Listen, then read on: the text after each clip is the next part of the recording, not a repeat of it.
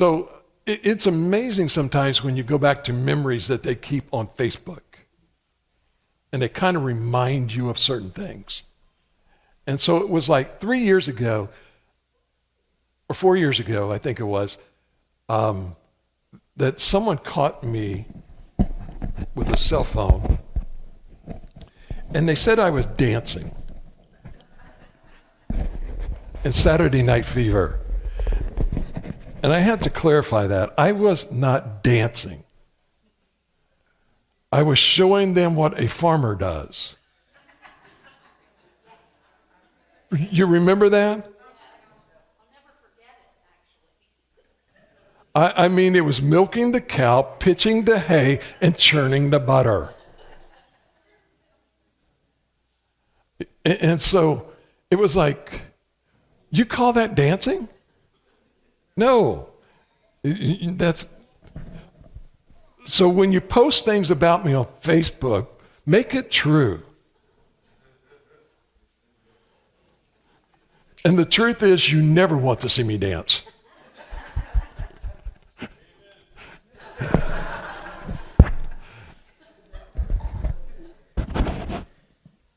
Oh, because at my age, hips go out real easy. And one wrong move, I'm done for life. And so I would rather it just not be done that way. So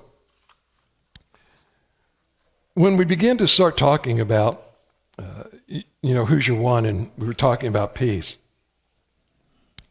it's so easy in church to talk about missions and what the church is supposed to be doing. And so many times it's easy, for instance, to say, well, we give money to missionaries and they do the missions. They're the ones, children's church, I forgot. See, it's those things that I'm not accustomed to for a while. And so, we have children's church. So if you've got kids and they want to go back up through grade 5, more than welcome. Okay? We can social distance. And a lot of times people don't realize we got enough room. We can do things. And it will keep them safe. So anyway, missions. So we give money. And every month, at the end of the month, we give money, and it goes to the state, and it goes to what is called the cooperative program. The cooperative program, if you didn't realize, they, what do I want to say? Commissioned, that's what it was. They commissioned 61 new missionaries to go overseas this year. Brother Jonathan and Claire are now in that pipeline, right? Huh? They're in the progress of going through this to be international missionaries back to Africa. It's where they're looking to go and start a church. Okay? And so we're part of that. It's part of what is called SEND. It's a SEND network. Michael and them at the church that they were starting was part of this SEND network. We got into the SEND network, do all of this stuff. They go through the process and everything else, and then start planting churches, okay? Or it may not be planting a church. It may be because they finally caught on. It's great and wonderful to plant new churches. But what if I've got a church that's right in the middle of some places dying? Do I want to just kill it? No, what they're doing now is what is called adopting. So another church which has money, resources, and everything else can then therefore go into and breathe new life into that church. As a matter of fact, there was one up in Dayton. They were getting ready to close their doors. And what happened was they had gotten down to like 20 people. And they were going to close. And this pastor that had just come to the church that was not far from them was starting to talk to people. And he started asking, how many of you people that are coming here are driving right past that church? They had about 200 of their members were driving by that church to come to this church. It was great and wonderful. You got 2,000 people in this church. This church has got 20. So you know what they did? That other church says, hey, why don't we give you that campus? Why don't we give you that church? So what do? Okay, 200 members that drive by there are now going to that church that they used to drive by. And guess what's happened to that church? It's growing. Something that somebody thought was dying is breathing new life. And so finally, they got this. Sometimes it's called revitalization. Now it's called adoption. And churches are adopting other churches to help them live and breathe. And so sometimes we don't understand what it is that God is asking us to do when he's talking about us being on mission. Because so many times we think it's somebody else's job to do. And ladies and gentlemen, it's all of our jobs.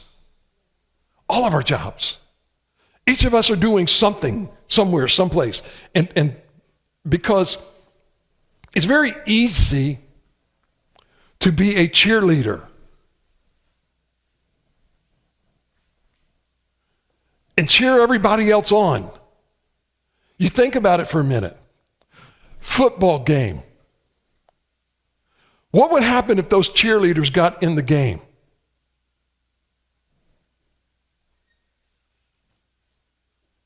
They're probably going to get hurt, right? That's the problem a lot of times with the people in church. They want to sit on the sidelines and cheer everybody else on, and the people that are in there playing the game, they're getting hurt. They're getting banged up. There are times that their hands are getting dirty, reaching out to people. You know, I hear this, and we have all said this so many times about this isn't about a white race or black race because we're all one race. And I understand that, okay? I understand that. But the problem is that's not correct. I'm white, Jonathan and Claire and Jonathan are not. Their exposure to certain things are totally different than what my exposure is. Now, let me also say this. Harold is a police officer.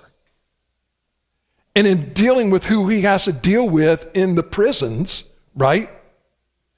You are supposed to treat each one of them equal. It doesn't matter whether they're this person or this person or that person. And they have certain rights that you have to give them. And I think that everybody would agree that what we saw on TV was absolutely terrible. It didn't matter who that was. That man was a human being. Now the problem is that whenever someone shoots somebody as a police officer now, they don't even get a trial. They get fired. Totally fired. Nobody asked, did they draw a gun? Nobody asked this. But let me share with you something else that's going on. In Liberty Township, Yankee Road, right off of 129. Some people came from Cincinnati, right by the Y. They lured a young man there in order to steal his car. But yet you come to find out, and it really didn't matter, but the news story now is he was transgender. So was that the reason that they shot him? Nobody knows. But it doesn't matter. It doesn't matter. Some things were stolen. So what happens? The next night, they don't even know how many people came. About 20 to 40, they believe, because they can't get the stories from everybody because nobody wants to tell how many people were there. So what happens?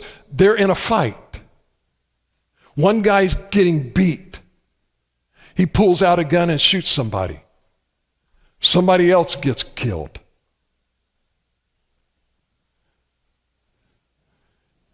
Want to know how old they were? 14, 16, 17, 18.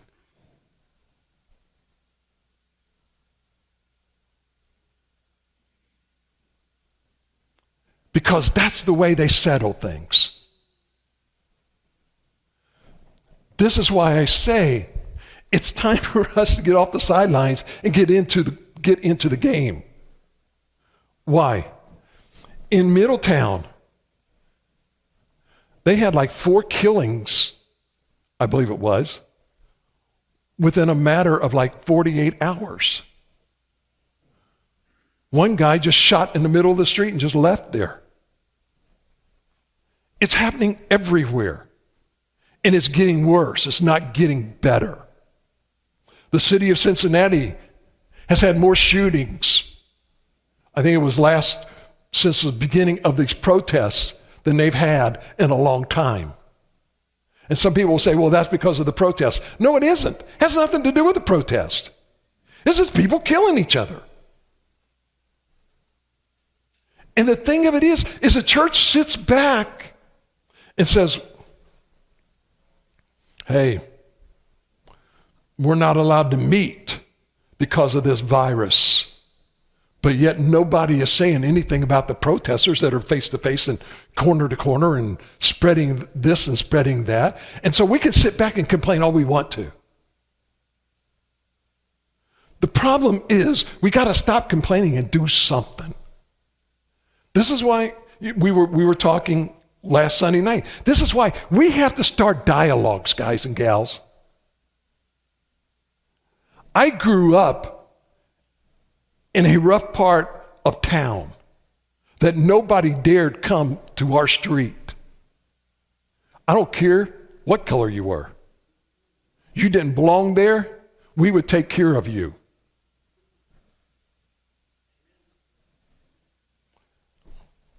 Was that right? Absolutely not.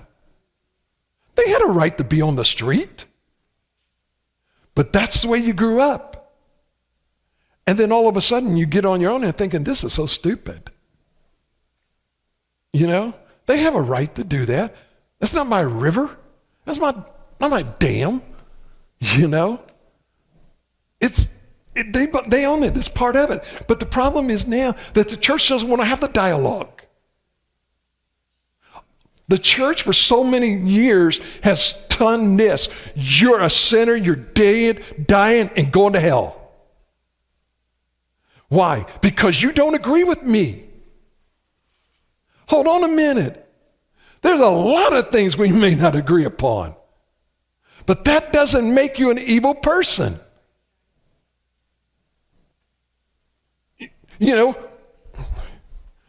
Whether you put salt on watermelon or not, who cares? Right? I can't eat it without it. But there's other people that says, somebody put Parmesan cheese on it. And I thought, really? Yuck. But if we don't begin the dialogues, we never know what other people are thinking. We don't know why other people react. You talk to somebody and all of a sudden, boom, something happens. And you look and think, what happened here? And unless you really know who that person is, you'll never know what happened. It's the same thing when you're married. When you're first married, there are some things that you did that ticked your spouse off.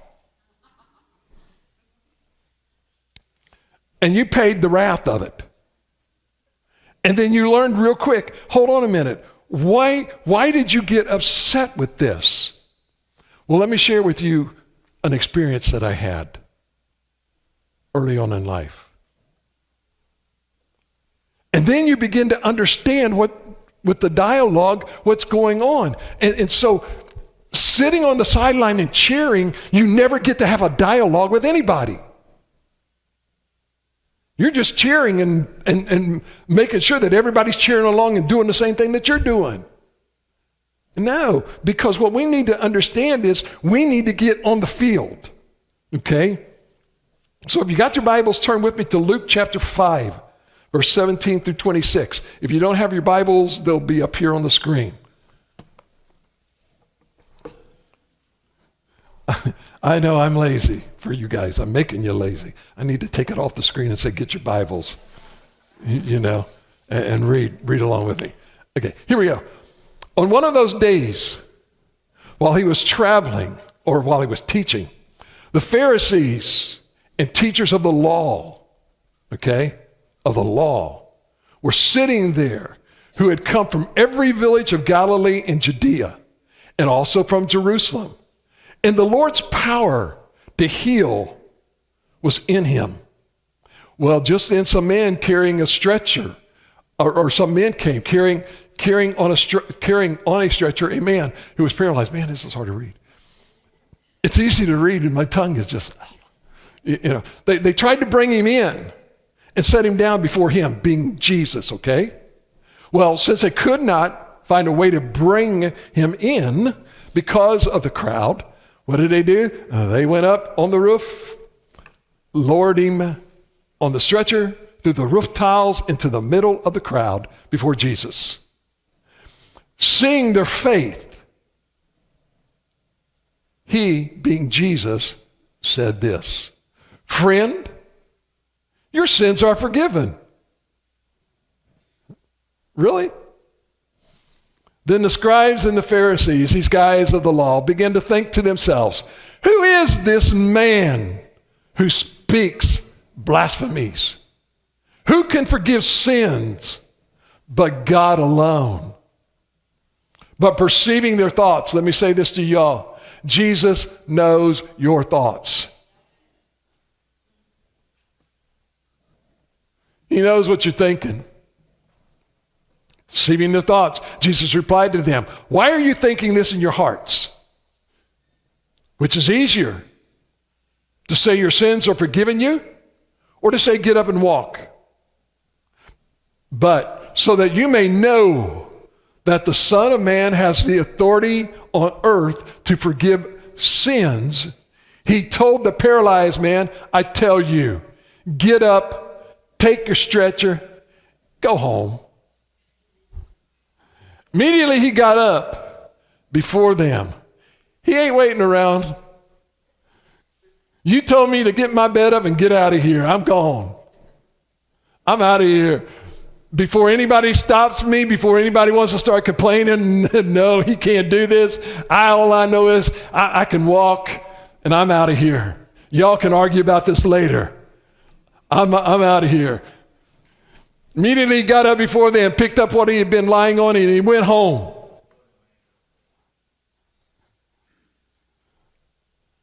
He went home different than the way he came in. He came in being carried by 4 friends. He went home being carried by God. Totally different way. He was down and out. And let me tell you something. He was up and about, glorifying God. Then everyone was astounded, and they were giving glory to God. Say what? Do you know giving God glory gets contagious, ladies and gentlemen?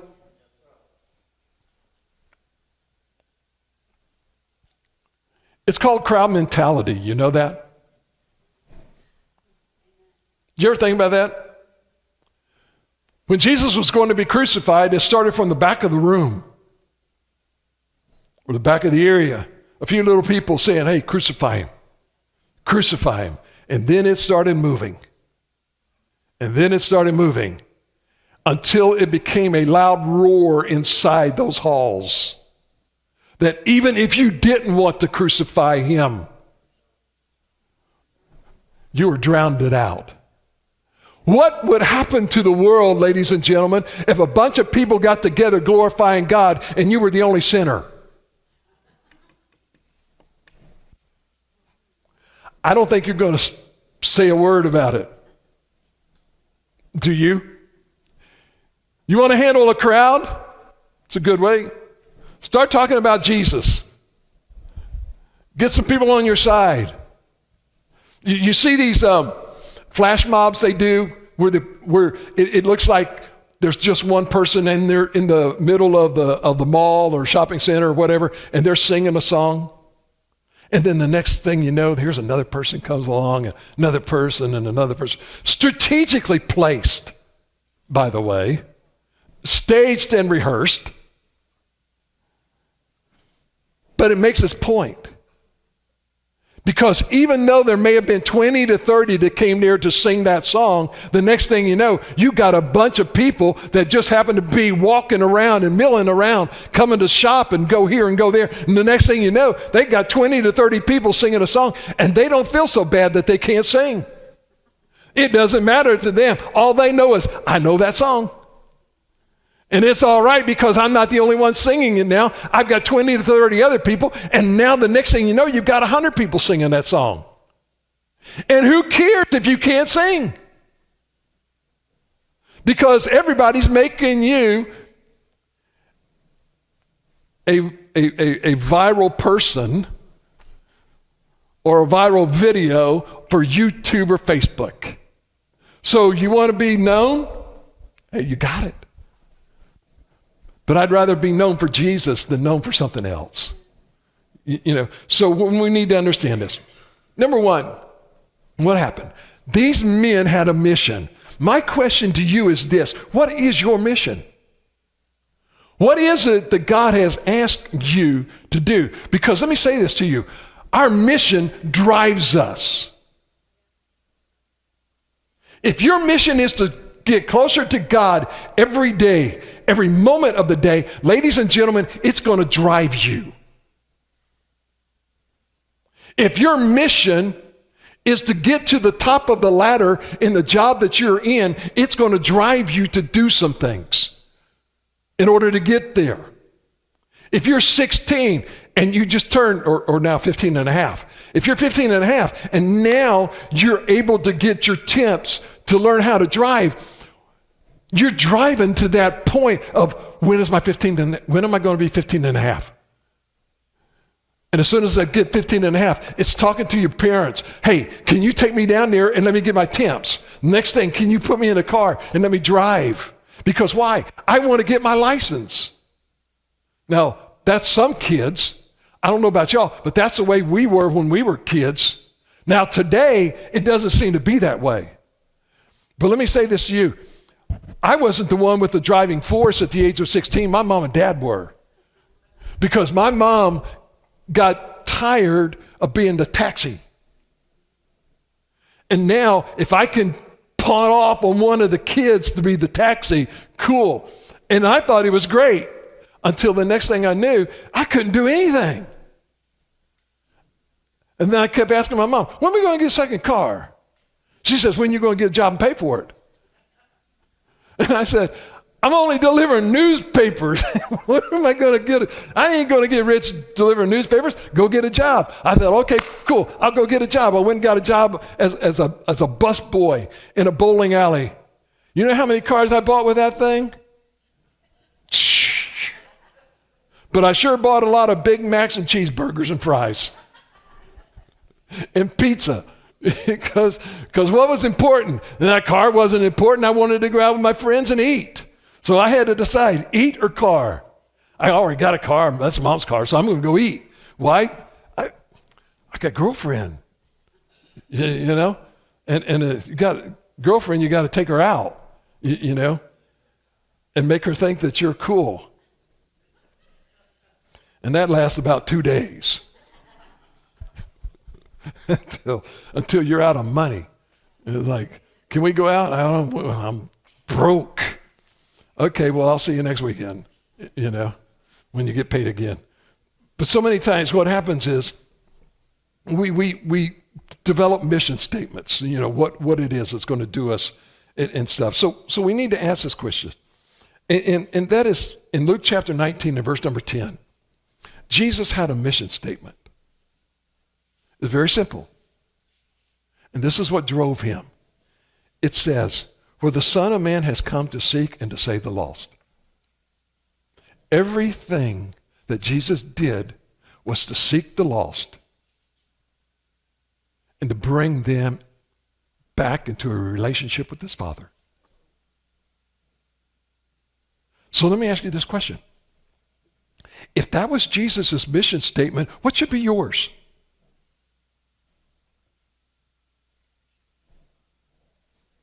The same thing. We say, I'm a follower and a disciple of Jesus.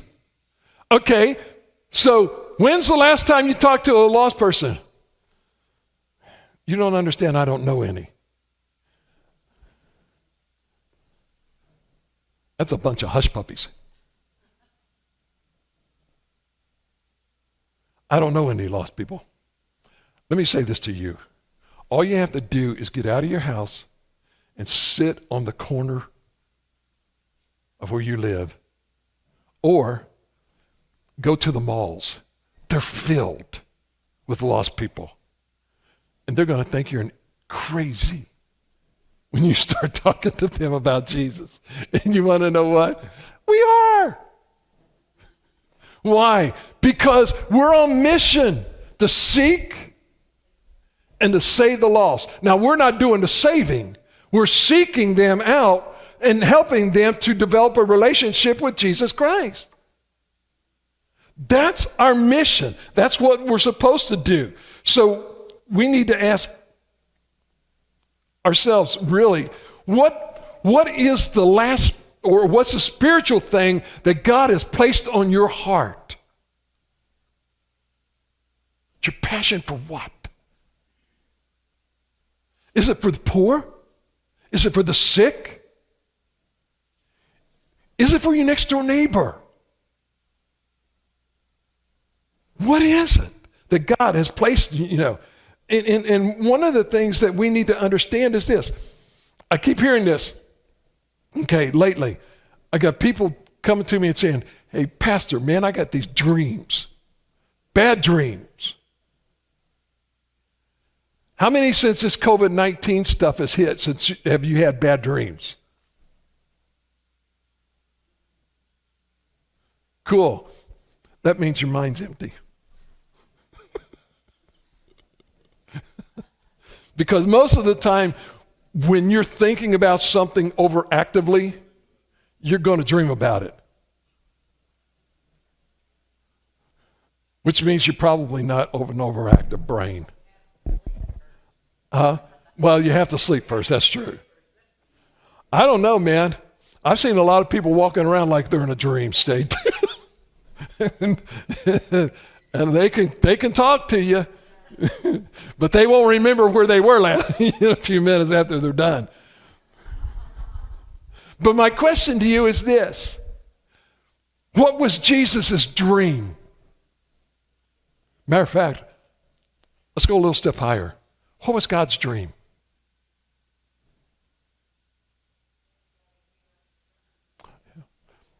Or to come into a relationship with him. What is the dream of Jesus? Same thing as that, but he also had a dream for those of us who are called his. And his dream was this, or prayer. Father, I pray that they all become one as we are one. Not divisive. Not divided along racial lines or gender lines or any of the other lines you want to draw. He wants us all to be like Jesus. And who was Jesus? Jesus said, what do I see? I see someone who's lost. I see someone who's sick. I see someone who's poor. He didn't ask them for a financial statement. He didn't ask where they came from. He didn't ask the leper what leper colony he came from. He just knew he was a leper. He didn't ask the lady caught in adultery, how many guys have you slept with? He just said, hey, where's your accusers? Go and sin no more. Quit that lifestyle. Stop it. And this is what his dream was, to do these things. They not only had that on mission, but they also had an eager expectation. And when we need to understand something, was this. When they got their buddy up off the floor with his bed and started carrying him, what was their expectation? They're bringing him to someone they've heard about, or maybe he had witnessed, had the power of healing. And their expectation was, he's going there. Because what happened? When they got there, they couldn't get in. Hold on, we didn't come this far. Our expectations was we were going to do anything that we needed to do to get our friends to Jesus. My question to you is this: are you willing to do whatever it takes to get the person that you know come to Jesus? Or are you saying, I'll meet you halfway? It don't work that way. Marriages that are based on a 50-50 relationship, ladies and gentlemen, don't work. Marriages are based upon 100-100. I mean, both are giving to what's better for the marriage, okay? That's there. So they had an expectation. When you look through the Bible, you see Joshua leading the Israelites into the promised land. The expectation was when they came out of Egypt, ladies and gentlemen, they were headed for the promised land. That was their expectation. When they got to the river there, after they came out, it was like, okay, now what are we going to do?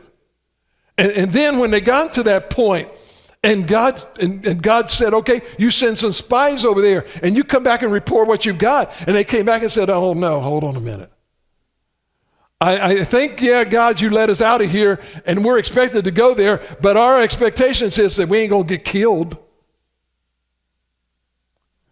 But Joshua, the expectation was, we're going over there. We're going to take that land because God promised it to us. He made that promise to our father Abraham a long time ago. That's our land. We're going to take it because God's going to give it to us. He promised us that. That was their expectation. When you look at Elijah on Mount Carmel, his was to see God.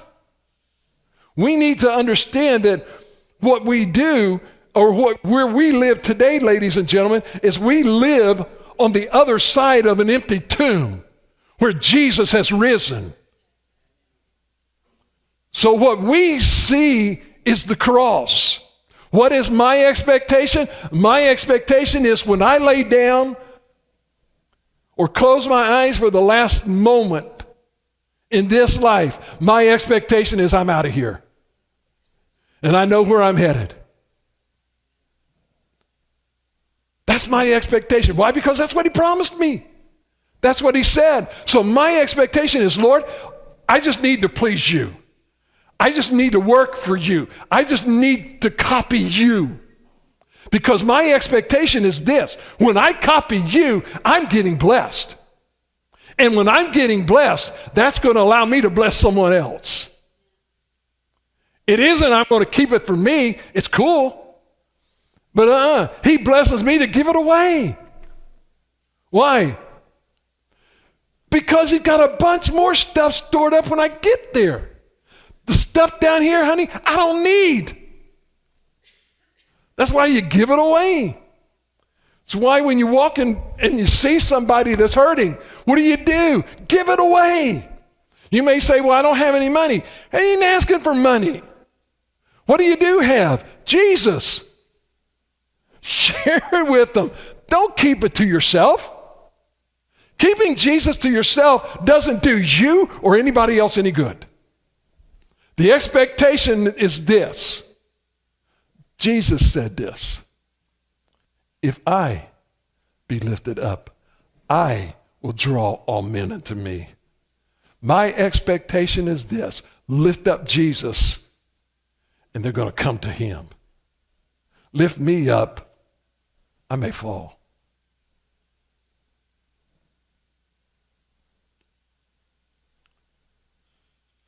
And the fall may take some people with me. But let me say this. If you lift up Jesus, you ain't falling, honey. And Jesus ain't falling. He's coming back. But it ain't because he's fallen. He's coming back because he's got a mission that he's going to do. So they had an expectation we already talked about. They experienced an obstacle. There are people that you're going to try to reach for God or Jesus. And ladies and gentlemen, you're going to run into a roadblock. My statement to you is don't quit. Don't quit. Because why? Because the one that I serve, as we've learned on Wednesday nights the last couple of weeks, the one that we serve is greater than the one who has fallen. God is stronger than Satan. His angels are stronger than the powers of darkness. When Satan says you're a failure, you need to tell him, no, you're the failure. Because I know where I'm going, and as a matter of fact, I know where you're going. And where you're going, I ain't going to be there. So I only have to deal with you for a short time, buddy. The rest of the people that are going with you, they're going to have to deal with you forever. Me? Hey, bring it on. As you can say, give me your best shot. You know, because of this. But listen, they dug the hole in the roof. Now, when they dug the hole in the roof, what do you think? What do you think that they were expecting when they brought their buddy to Jesus?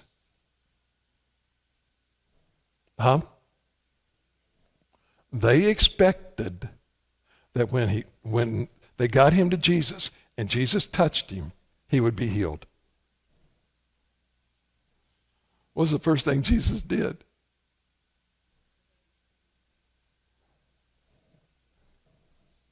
Son, thy sins be forgiven you. They didn't bargain for that one. They thought he was going to get healed. They didn't realize, ladies and gentlemen, when you bring people to Jesus, they get healed. It may not be the physical healing, but let me tell you something. Physical healing only lasts for a little while. Spiritual healing lasts for eternity. So what did they get? They got something more than they bargained for. So when you start talking to your friends and making these reconciliations in these relationships, you get more than you bargained for out of it. You may be thinking about developing a friendship with someone, and the next thing you find out is you got a friend for life, and you got a friend for eternity, because guess what? They come to know Jesus, you know Jesus, and we're hanging out for a long time together. And we don't have to worry about a bedtime or any of this other stuff. We don't have to worry about dreaming either. So you need to ask yourself these questions. So let me finish with this.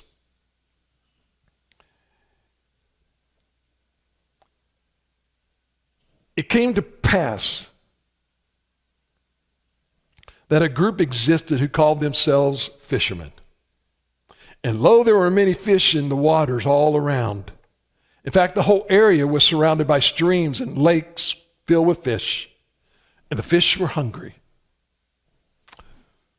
Week after week, month after month, and year after year, those who called themselves fishermen met in meetings and talked about their call to fish, the abundance of fish and how they might go about fishing. Year after year, they carefully defined what fishing means. Defined fishing as an occupation, declared that fishing is always to be the primary task of the fisherman. Continually, they searched for new and better methods of fishing, new and better definitions of fishing. They created witty slogans, displayed them on big, beautiful banners.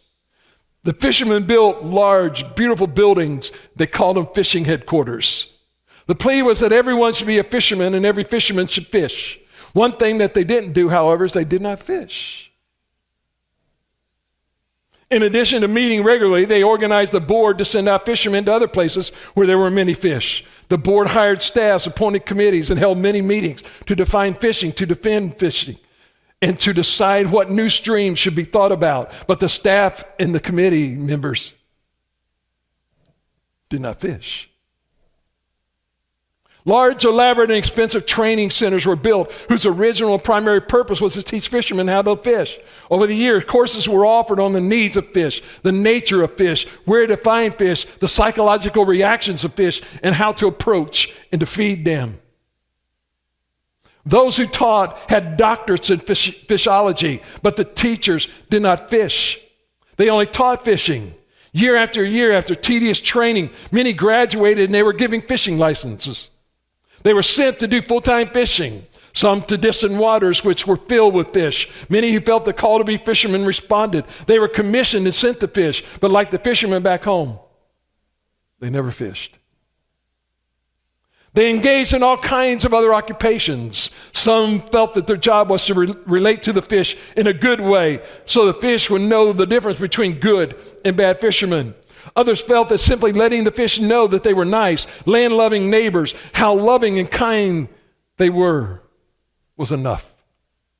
Now, it's true that many of the fishermen sacrificed and put up with all kinds of difficulties. Some lived near the water and bore the smell of dead fish every day. They received the ridicule of some who made fun of their fishermen clubs and the fact that they claimed to be fishermen, but yet never fished. Imagine how hurt some were one day when one day a person suggested that those who don't fish were really not fishermen, no matter how much they claimed to be. Yet it did sound correct. Is a person a fisherman if year after year he never fishes? More plainly stated, is one really following if he isn't fishing? It's time to start casting our nets. And who's the one that you're going after? Remember the story? Jesus had died. His disciples had seen him a few times.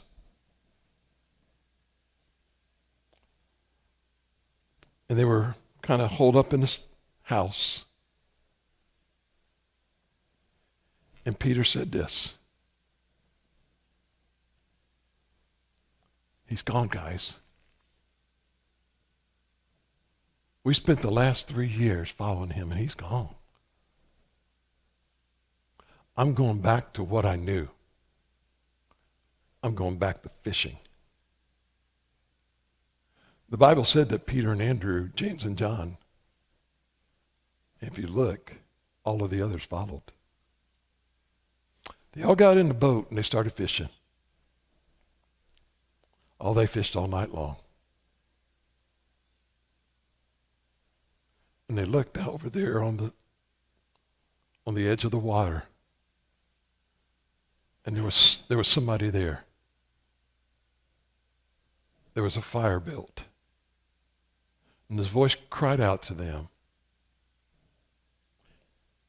Hey guys, how many fish have you caught?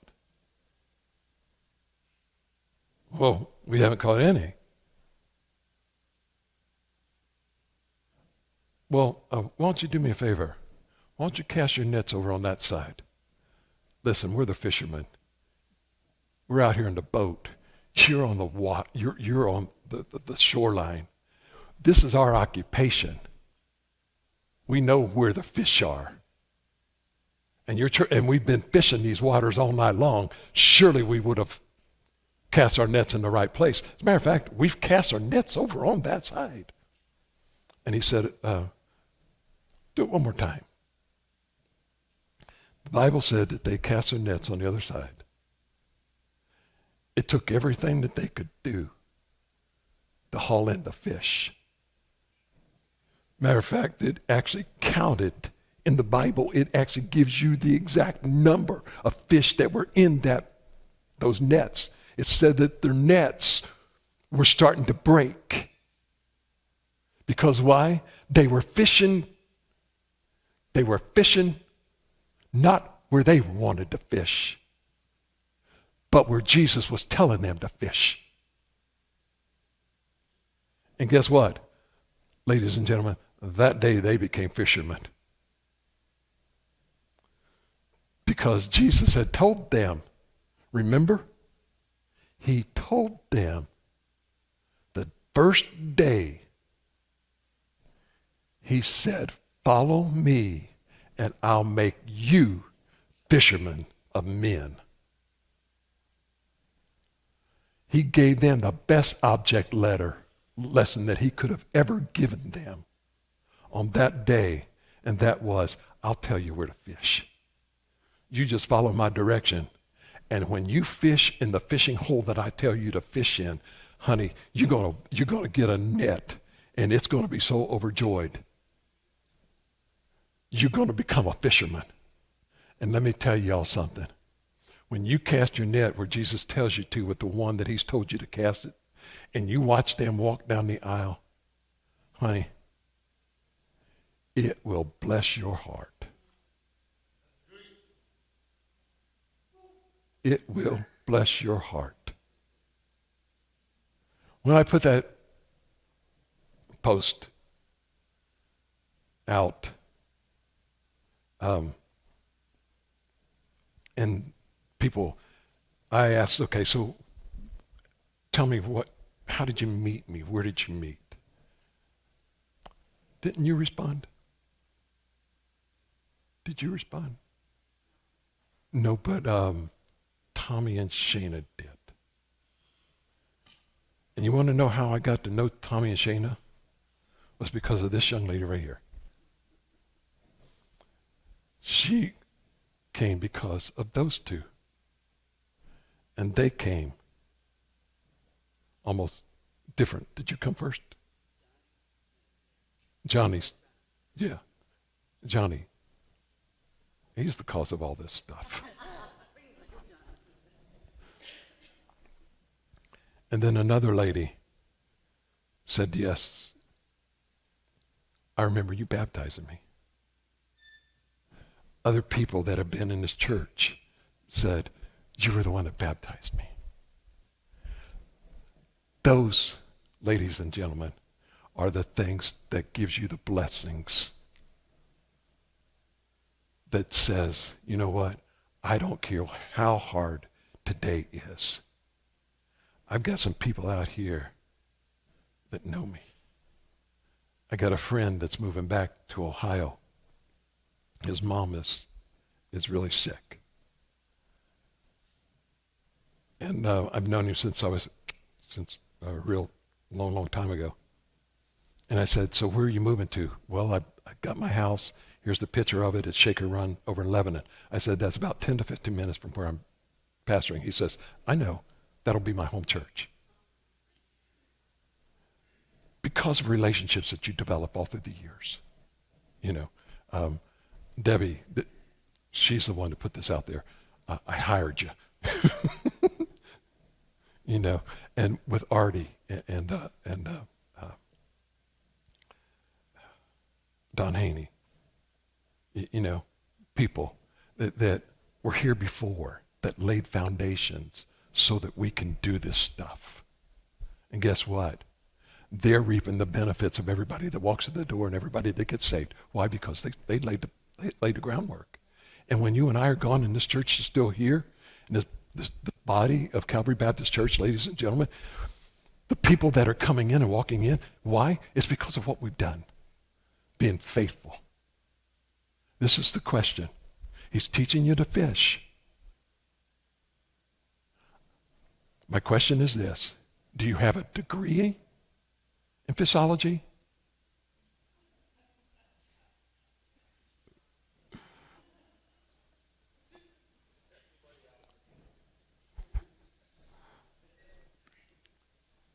Because if you don't,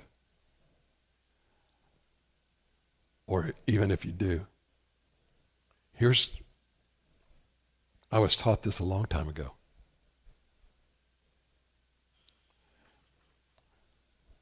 People learn, and the reason they teach is because they don't want to do the work. It's other people that are out there doing the work. And that's not necessarily true, okay, because Jesus was the greatest teacher of all, but he was out there showing people how to do it. My thing is this: what I've got to do is teach you how to fish. Hang with me, I can show you any day you want.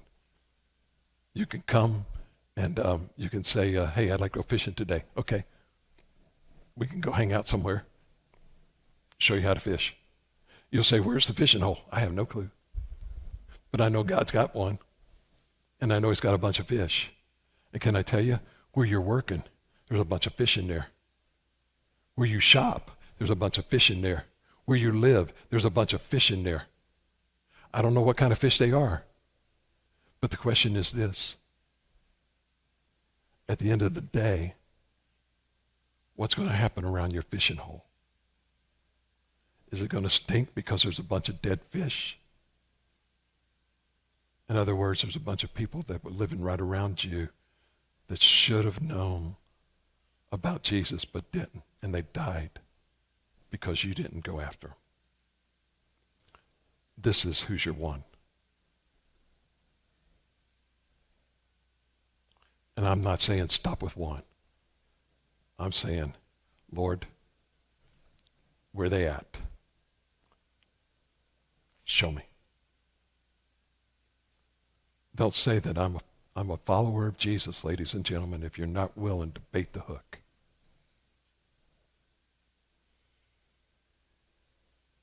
So get a song of an invitation, and I say, let's go.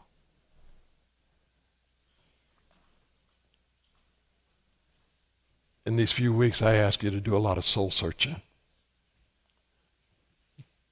because I believe with all of my heart that with all of the stuff that's going on right now, you're already seeing some people that are searching for something.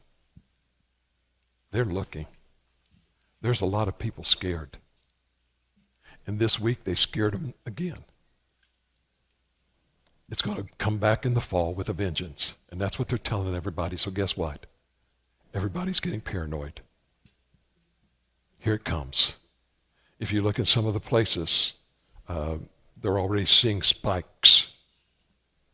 And everybody's so afraid because they're watching over here and watching over there and all of these things that are happening and all these things that are occurring. My thing to you, as I've told you, turn the TV off, man. Quit listening to the news. Okay? Unless you're listening to how many people got saved. But what you also find is in the news that you don't see on the daily news is one of the things that I posted. A pastor and his wife got killed. I believe it was in the Congo, delivering the message to the people. And they didn't want them to do that. My question to you is this: are you afraid? Or are you ready to go fishing?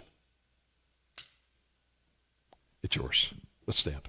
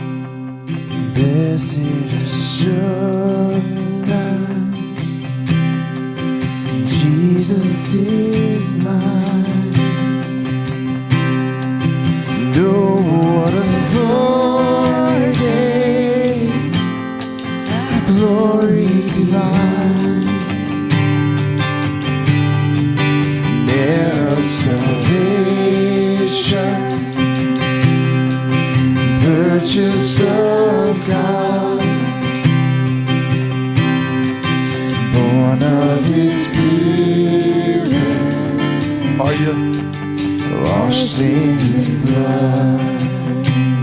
What is your story? Perfect submission. It's your story, Lord, here I am. All is I'm willing to serve you. I'm willing to go wherever you ask me to go. Do whatever you want me to do. Share wherever you want me to share. I'm happy and blessed, watching and waiting, Yes. looking up above, filled with His goodness. I'm lost in His love. This is my story. This is my song. What do? We praise you. Praising my Savior all the day long. That means in the good and the bad. This is my story. Oh, this is my song. My soul. Praising my Savior all the day long.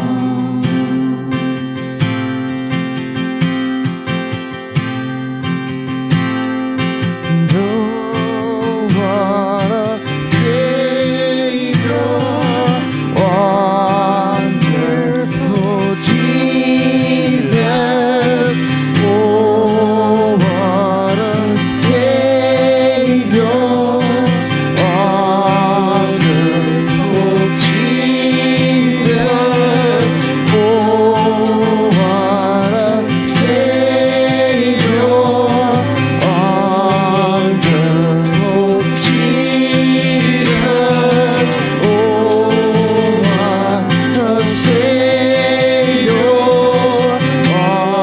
wonderful Jesus. Death could not hold you. You are victorious.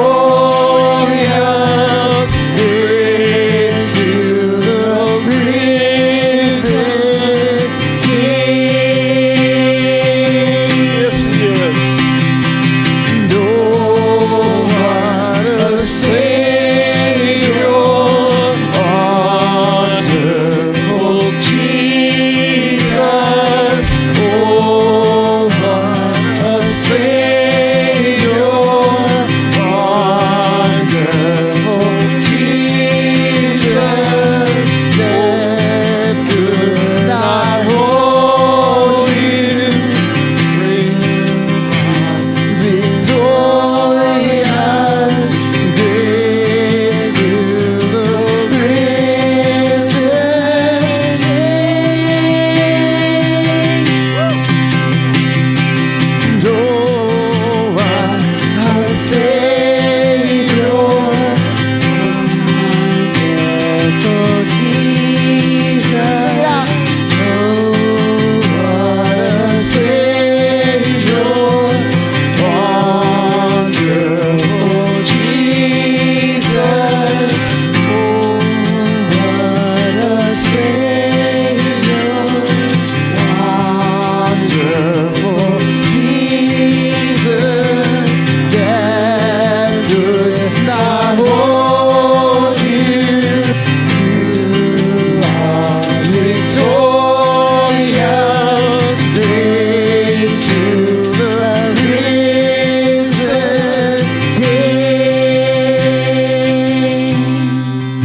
King. It is grace to the risen King. One of these days, ladies and gentlemen, we'll get to see the crown.